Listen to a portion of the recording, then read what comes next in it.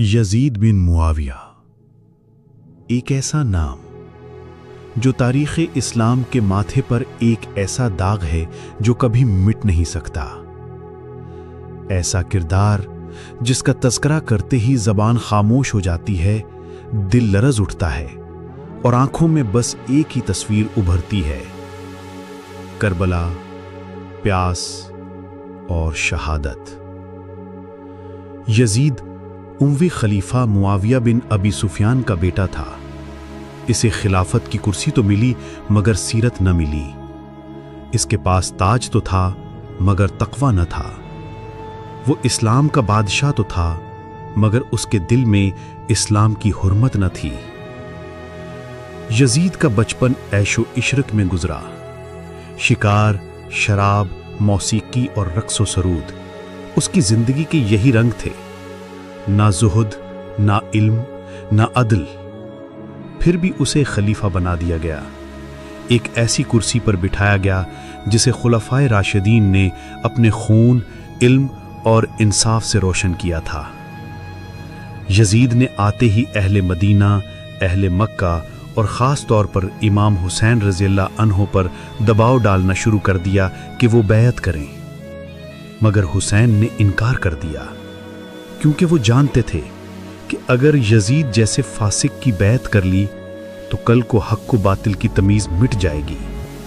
اور پھر وہ دن آ گیا جب زمین کربلا بن گئی اور وقت تاریخ کے سب سے اندوہناک باب میں داخل ہوا: کربلا، جہاں نبی کا نواسا امام حسین رضی اللہ عنہ اپنے 72 ساتھیوں سمیت شہید ہو گئے۔ نہ پانی ملا، نہ سایہ، نہ مدد، مگر پھر بھی جھکے نہیں۔ یزید جیتا ہوا بادشاہ تھا مگر حسین حق پر کھڑے شہید تھے، اور اصل جیت ہمیشہ حق کی ہوتی ہے۔ یزید کا ظلم صرف کربلا تک نہیں رکا، وہ مدینہ منورہ پر ٹوٹ پڑا۔ واقعہ ہرہ میں اس کی فوج نے 3 دن تک مدینہ کو پامال کیا، صحابہ کرام کے گھروں کو لوٹا اور مسجد نبوی کی حرمت کو بھی نہ بخشا۔ پھر مکہ مکرمہ پر حملہ کیا گیا، خانہ کعبہ کو منجنیکوں سے نشانہ بنایا گیا، کعبہ کی دیواریں جلیں، اس کا پردہ خاکستر ہو گیا، اور پھر بھی یزید تخت پر بیٹھا رہا، خاموش، بے حس۔ تاریخ نے سب کچھ محفوظ کر لیا۔ یزید صرف 3 سال حکومت کر پایا، پھر جوانی میں ہی تنہا ذلت کے ساتھ مر گیا۔ علماء کرام نے اس پر شدید تنقید کی۔ امام احمد بن حنبل، امام غزالی، ابن قصیر سب اس کے فسق و فجور پر متفق ہیں۔ بعض نے لعنت کو جائز کہا، بعض نے خاموشی اختیار کی، لیکن ایک بات واضح ہے: یزید کا کردار ظالم کا کردار تھا اور حسین حق کا مینار تھے۔